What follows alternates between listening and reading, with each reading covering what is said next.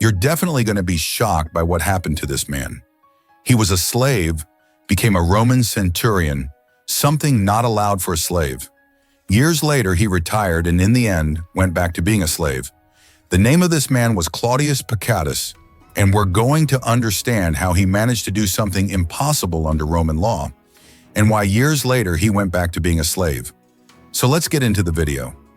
Everything we know about Claudius Picatus comes from the work Roman History Book 67 chapter 13 by the historian Cassius Dio.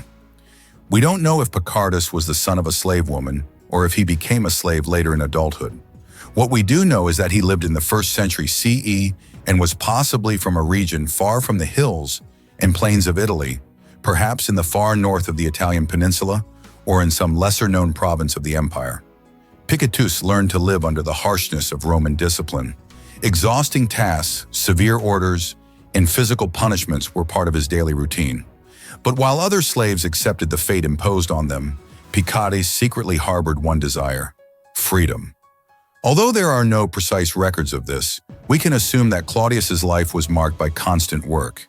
He may have carried water, hauled sacks of grain, and helped with field work as well as performing more delicate services for his master. However, it is likely that he stood out not only for his strength, but also for his cunning. Perhaps he studied the guards' movements, learned shortcuts, and figured out how to take advantage of small opportunities as many clever slaves did to gain some benefit or escape punishments. Some historians and scholars suggest that Claudius Picatus may have taken advantage of a journey ordered by his owner as an opportunity to escape. In this reconstruction, it is quite possible that he noticed moments of distraction among the guards and found a secluded stretch of road surrounded by woods or mountains, ideal for hiding. Escaping slavery was an extreme act, risky and often punishable by death. Even so, Picatus was willing to face those risks. It was then that he decided to flee toward Rome, the great city that offered him the chance to live as an anonymous man and start life from scratch. After arriving in Rome, Claudius Picatus probably found the city both fascinating and intimidating. In the 1st century, Rome was a huge urban center full of people from all parts of the empire. Chaotic markets, temples, and very busy streets. For a fugitive coming from a distant region, the city offered anonymity, but also countless challenges. Surviving in a hostile environment, avoiding capture as a runaway slave, and finding ways to support himself. It's possible to imagine that in the first days, Claudius blended into the crowd, taking odd jobs and helping merchants or craftsmen. In the 60s and 70s CE, the Roman Empire faced increasingly complex and intense military challenges, requiring a significant increase in the recruitment of soldiers. Two events in particular marked this need: the Jewish War 66 to 73 CE and the campaigns in Britannia. This combination of siege warfare, guerrilla fighting, and campaigns in hostile territories created enormous pressure on the Roman military system, leading to increasingly intense recruitment. The legions needed more soldiers, and this scenario was the perfect opportunity for someone like Claudius Picatus.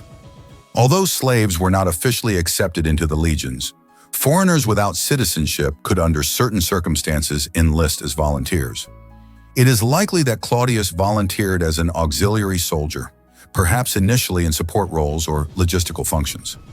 Although we do not know exactly in which campaign or legion Claudius served, it is possible that he was assigned to regions where the need for soldiers was greatest in an area far from the imperial capital. After joining the Roman army, Claudius Picatus probably began his career as a common soldier integrated into a legion. For someone who had been a slave and had fled from his former master, this first step represented an opportunity to rebuild his life, gain independence, and prove himself worthy in an extremely demanding environment. The daily life of a rank-and-file soldier was intense and often brutal. Physical training, long marches, military engineering work, and direct combat were part of the routine.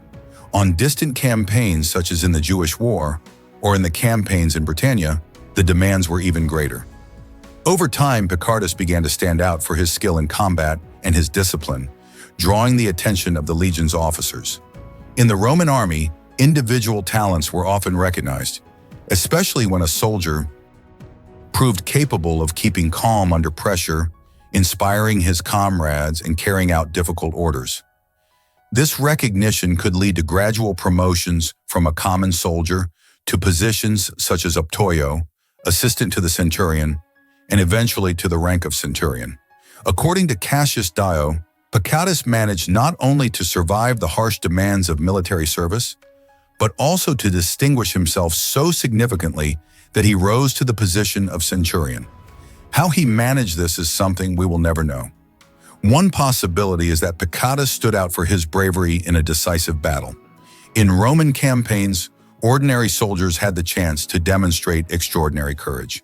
If Pacatus had put himself on the front line, leading bold attacks or rescuing comrades under heavy enemy fire, he could have caught the attention of his superiors. Another possible hypothesis involves the death or incapacitation of existing centurions. The Roman army suffered many casualties in prolonged campaigns, and centurions were often killed or wounded in battle. In such circumstances, it was necessary to replace leaders quickly, and competent soldiers who demonstrated commandability could be promoted to fill the gap. Pacatus, thanks to his courage, discipline, and skill in combat situations, could have been chosen to take command of a vacant century. In any case, Pacatus achieved an incredible feat, something no one had managed up to that point, a runaway slave becoming a centurion. After rising to the rank of centurion, Claudius Pacatus entered the most stable and consolidated phase of his military career. During the period in which he served as centurion, Pacatus likely took part in several military campaigns far from Rome, such as those that took place in the final decades of the 1st century CE, including operations in Britannia and in the eastern provinces, where the Roman army faced both local revolts and invasions by neighboring peoples. In terms of pay, Pacatus received a salary far higher than that of an ordinary legionary. In the 1st century CE, centurions could receive around 15 times the pay of a line soldier. In addition to his salary, Pacatus was also entitled to a larger share of the spoils of war. Whenever the legion conquered territories or defeated enemies, he received a proportionally greater portion of the loot, which could include money, slaves, animals, land, or valuable objects. In 93 CE, as recorded by Cassius Dio in his work, Pacatus had already officially retired from active service. He held the title of veteran centurion, which conferred certain privileges, such as a pension or property granted by the Roman state, depending on the military legislation of the time.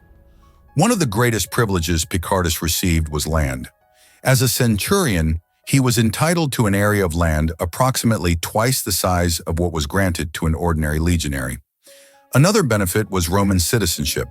For Pacatus, whose origin was humble and possibly far from Rome, citizenship meant full legal rights, judicial protection, and the opportunity to participate in civic life. But Pacatus could hardly have imagined that he was about to lose everything he had achieved over years as a Roman soldier. All of this because of the mistake he had made when he was younger and that almost no one knew about. He was still a runaway slave, and the year 93 CE would mark a dramatic turning point in the life of Claudius Pacatus. The past he believed he had left behind came to light in an unexpected way. Someone somehow recognized Pacatus as the runaway slave who had escaped years earlier. For Pacatus, this revelation must have been a profound shock, almost impossible to take in. Despite all the time, effort, and bravery he had shown in military campaigns, Roman law still saw him technically as the property of his former master. The news that Pacatus was a runaway slave spread quickly and soon reached the ears of Domitian, who was the Roman emperor at the time. Domitian knew of Pacatus's remarkable trajectory and the outstanding service he had rendered to the empire. This recognition was crucial for the fate of the retired centurion. Although Pacatus had committed, in the eyes of Roman law, the crime of fleeing slavery, Domitian chose to spare his life. The emperor recognized that punishing Pacatus with death would mean wasting a talent that had faithfully served Rome in long and dangerous campaigns. However, even with imperial clemency, the resolution of Pacatus' case did not bring complete freedom. Domitian decided to return him to his original master, ensuring that he would spend the rest of his days as a slave. Imagine what it was like for Pacatus to lose everything he had earned over years. Every medal, every honor, and every bit of respect he had gained among his soldiers and officers meant nothing in the face of Roman law. Pacatus, who was used to leading men, making strategic decisions, and being listened to with respect, would now be forced once again to obey orders and live under the authority of someone who, in theory, should no longer have any power over him. But tell me in the comments what you think. Do you believe what happened to Pacatus was fair, or should Decian not have returned him to his former owner? Leave your opinion in the comments, and if you like this video, leave your like and subscribe to our channel.